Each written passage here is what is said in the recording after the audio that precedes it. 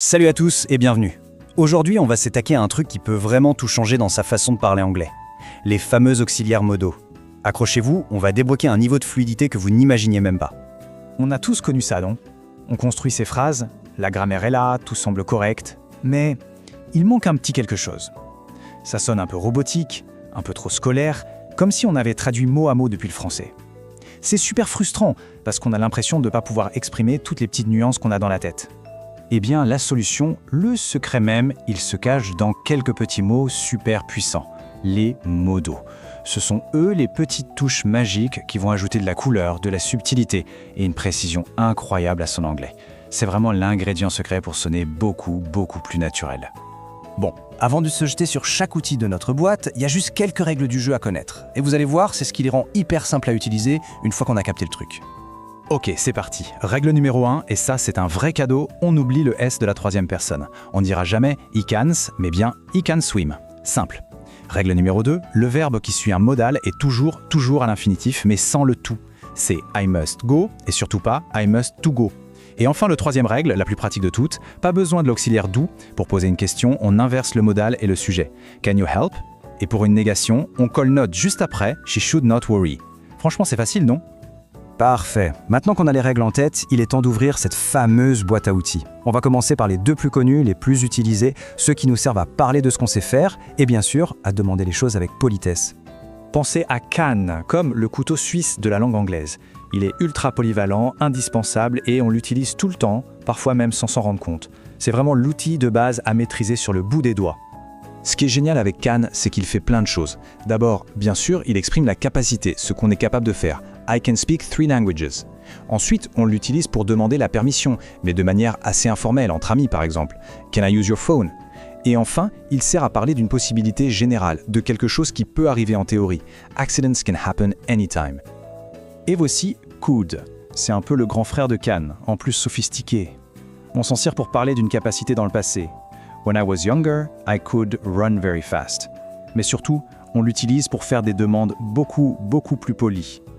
Si on dit « Could you pass me the salt ?» c'est bien plus classe et courtois que « Can you ?»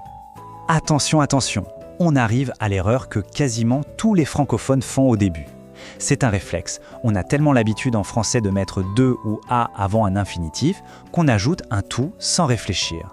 Mais en anglais, après un modal, c'est la faute à ne pas faire. Et la bonne version est tellement plus simple, tellement plus directe. « I can swim », c'est tout. On enlève le dessous et la phrase devient parfaite.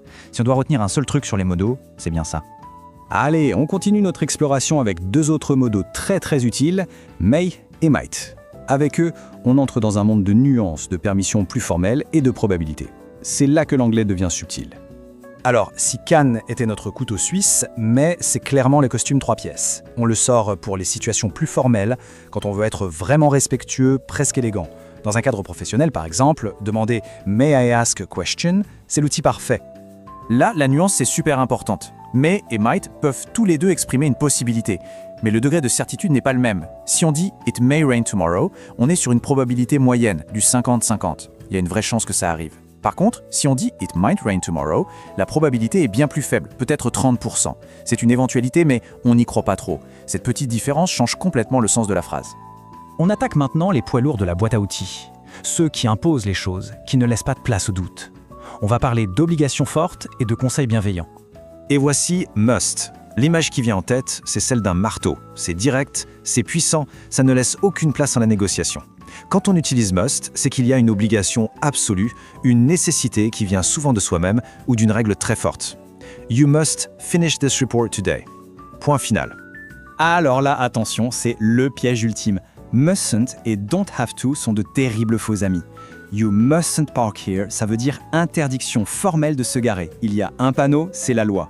Par contre, you don't have to park here signifie qu'on n'est pas obligé de se garer là. On peut le faire, mais on a le choix. Ça me rappelle un collègue un jour. Son boss lui dit en partant « You don't have to stay late ». Mon collègue a compris « You mustn't stay late ». Donc il a tout lâché et il est parti à 17h pile alors que toute l'équipe était en plein coup de feu. Je vous raconte pas le quiproquo le lendemain. Une simple erreur de modal. Should, lui, il est beaucoup plus sympa. C'est le modal du conseil d'amis. You should call your mother. C'est une suggestion, pas un ordre. C'est une bonne idée de le faire. Et quand on le met au passé, should have, ça devient l'expression du regret. I should have studied more for the exam. Ah, j'aurais dû. Une phrase qu'on s'est tous dite au moins une fois. Parfait, on a fait un bon tour d'horizon des outils principaux. Maintenant, pour que tout ça soit bien clair et facile à retrouver, on va tout résumer dans un petit mémo super pratique.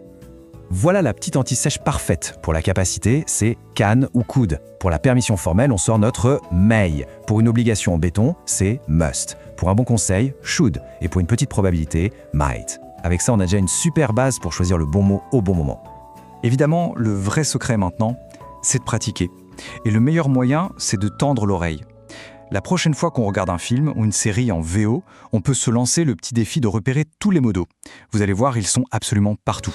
C'est la meilleure façon de les assimiler de manière naturelle. Bon, après ce petit tour d'horizon, j'espère que tout le monde se sent un peu plus armé. Ces petits mots sont de vrais super pouvoirs pour rendre son anglais plus riche et plus précis. Alors la prochaine fois, on n'hésite plus, on les utilise. Merci beaucoup d'avoir suivi cette analyse jusqu'au bout, j'espère que ça a été utile. Maintenant, la balle est dans votre camp. Il faut se lancer, pratiquer, oser faire des erreurs, et la différence se fera sentir très vite. À très bientôt.